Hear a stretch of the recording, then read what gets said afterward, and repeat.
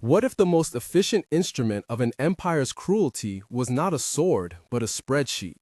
What if the horror lived as much in columns and signatures as in rooms hidden behind palace doors?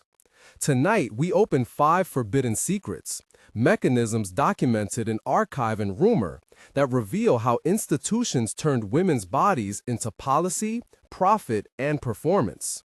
Be advised, this film discusses sexual violence, enforced reproductive control, and the coercion of enslaved people.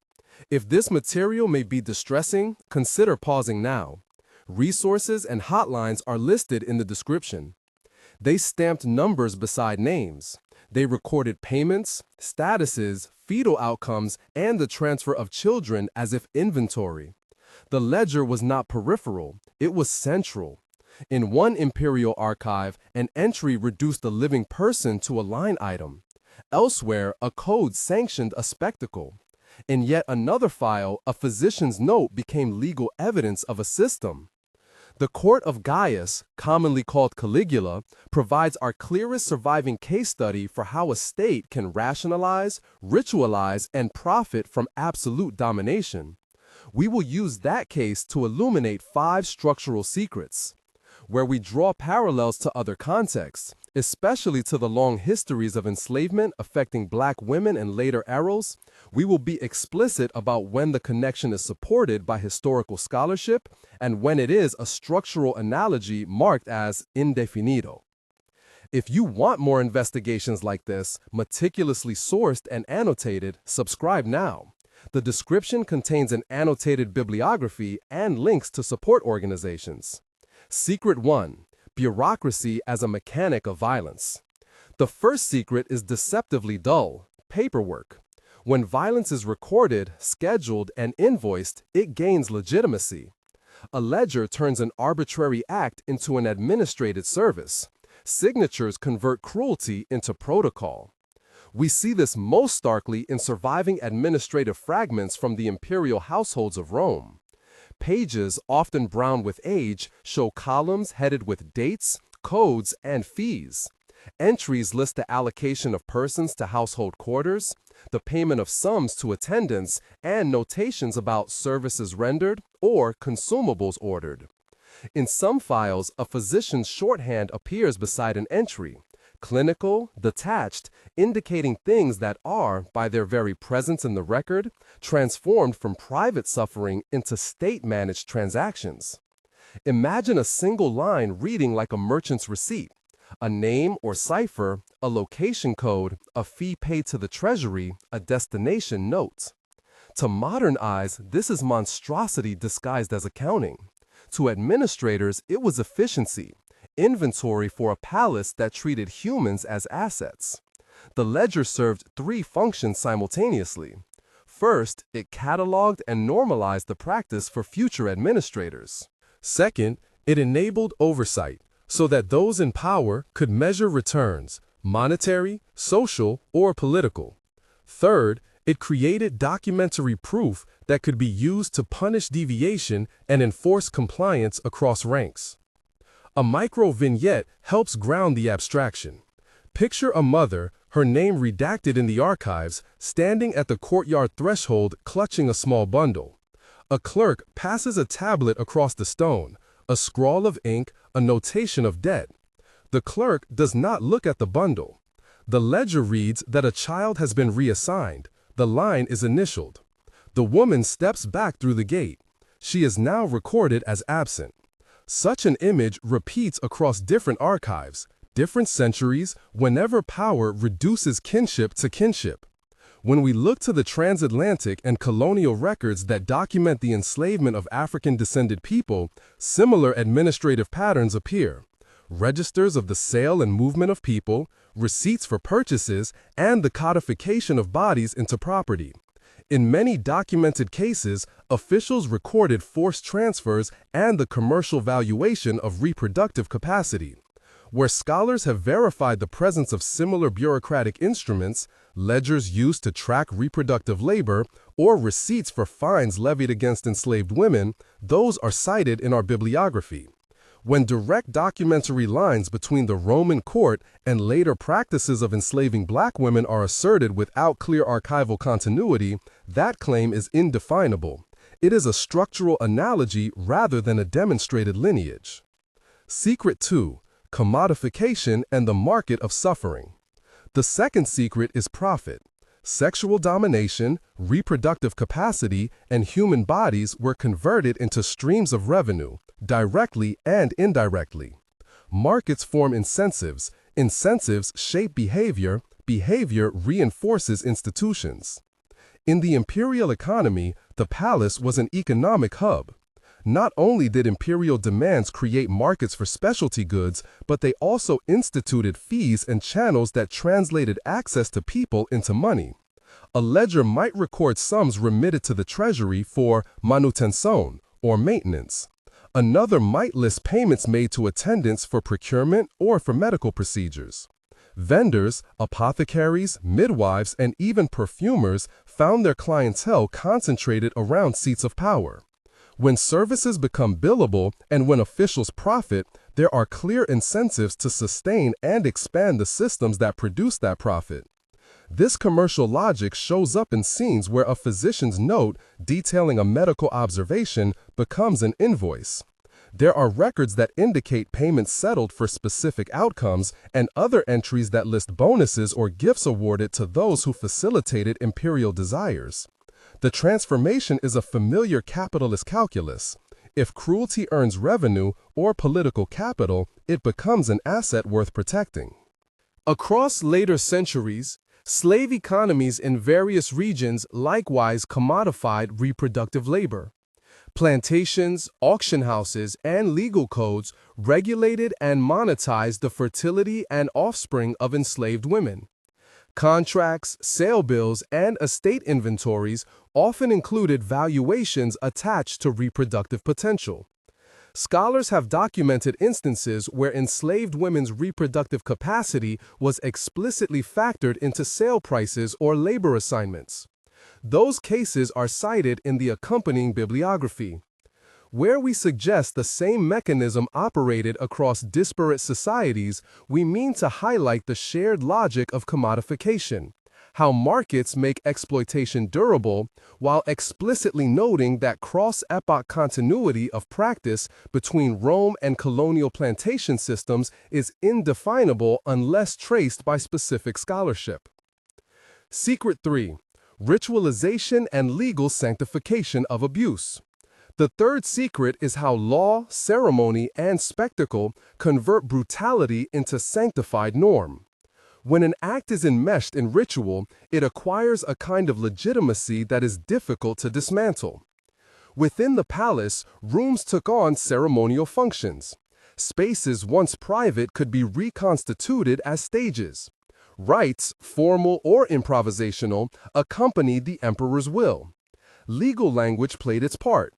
Emperors' bodies were sometimes framed as sacred, and in such frameworks, any actions carried out in their name might be shielded from ordinary moral scrutiny.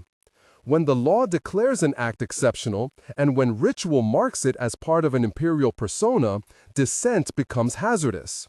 Officials who objected risked censure, exile, or worse. This pattern is documented through edicts and accounts that link imperial prerogative to immunity.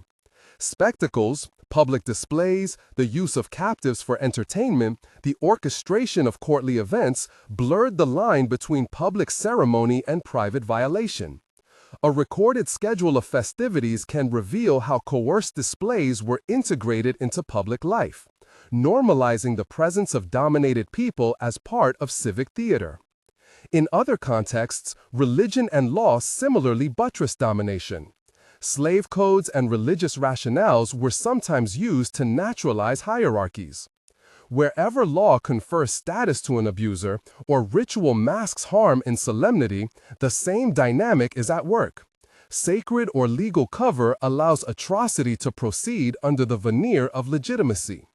When we draw these parallels to regimes that targeted black women, we do so to point at patterns, not to assert that every law or ritual had identical content. Specific examples from later histories are pointed to in the bibliography. Where we lack direct documentary continuity, we mark the connection as indefinable. Secret 4. Reproductive control and the erasure of lineage. The fourth secret is perhaps the most intimate and longest lasting: control over reproduction. States and owners have not only used women's labor, but have sought to manage their bodies and familial ties as instruments of future wealth and political consolidation.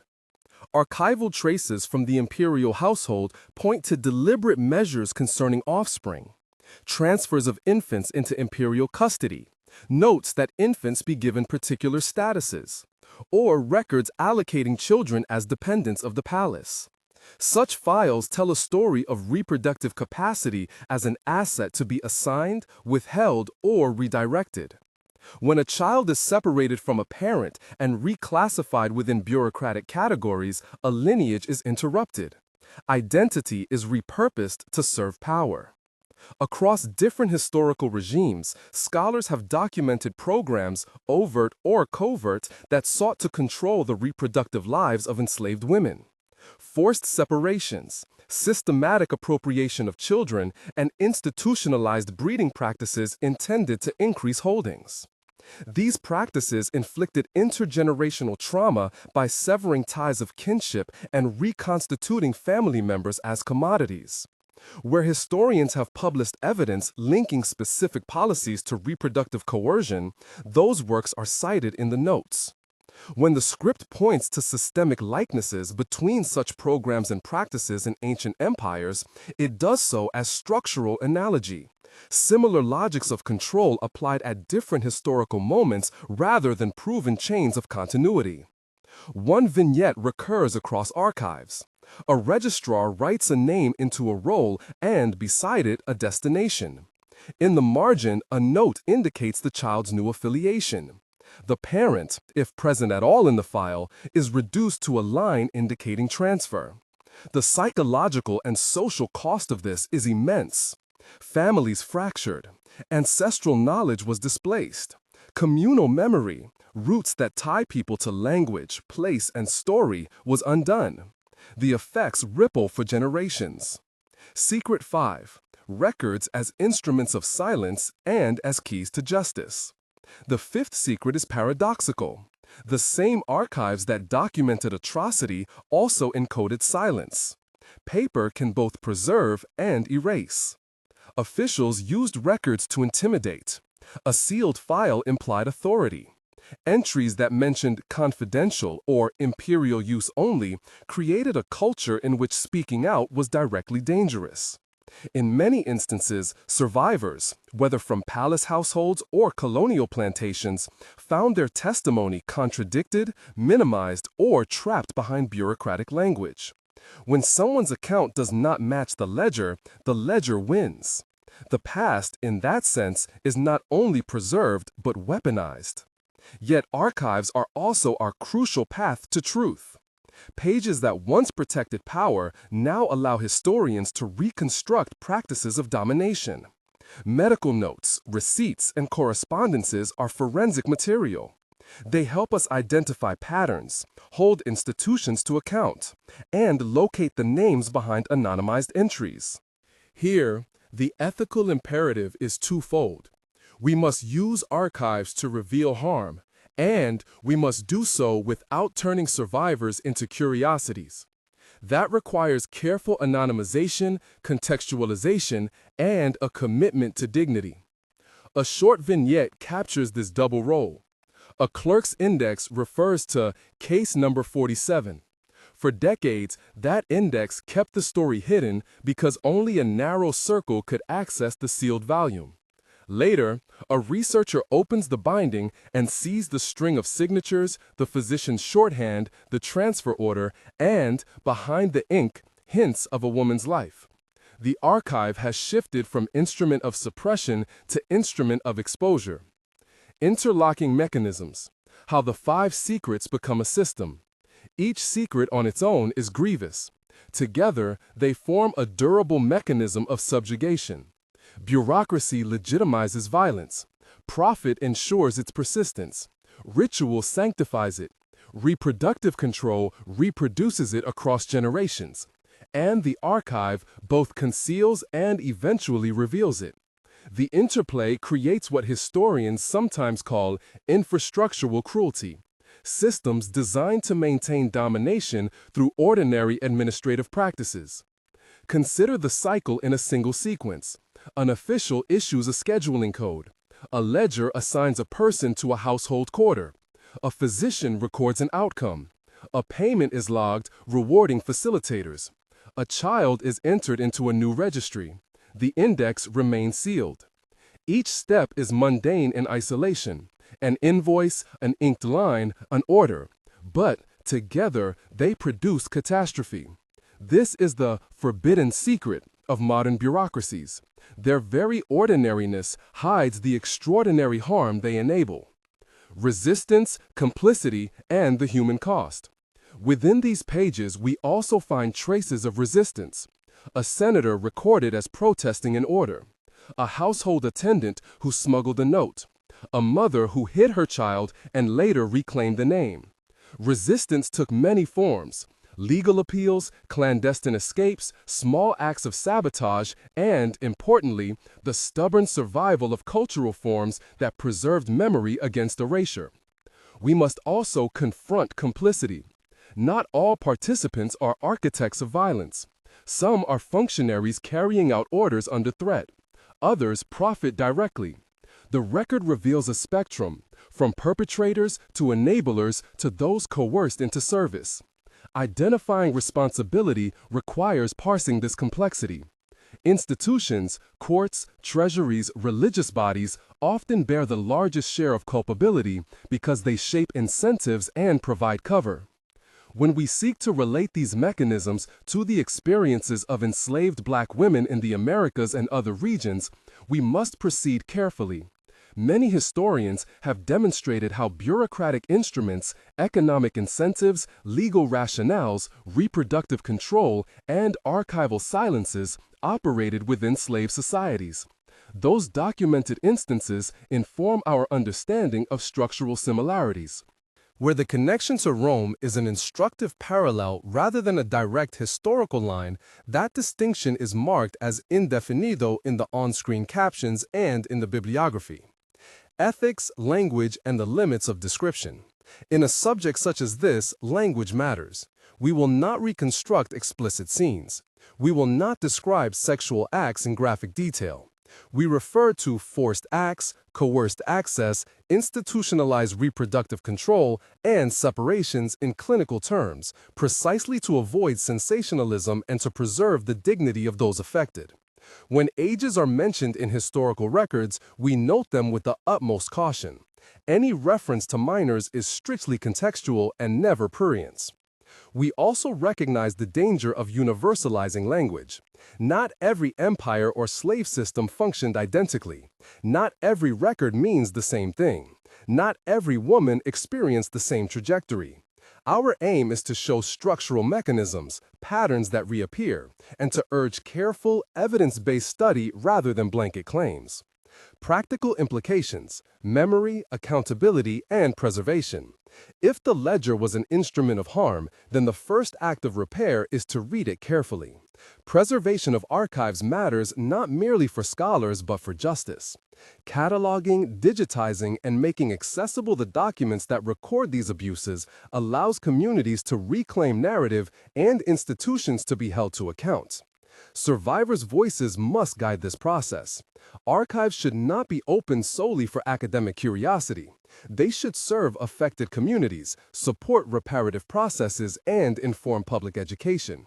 We must fund archival preservation, support community-led historical projects, and insist on transparent access policies that balance privacy and public interest. Where can viewers begin?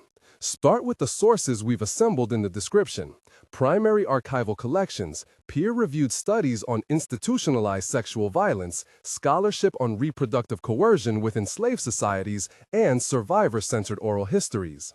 If this subject touched you, consider supporting organizations that preserve and make accessible marginalized archives, such as community archives, university initiatives focused on enslaved peoples, and nonprofits dedicated to historical justice. Final reflection. The 5 forbidden secrets are not merely about past rulers or distant courts.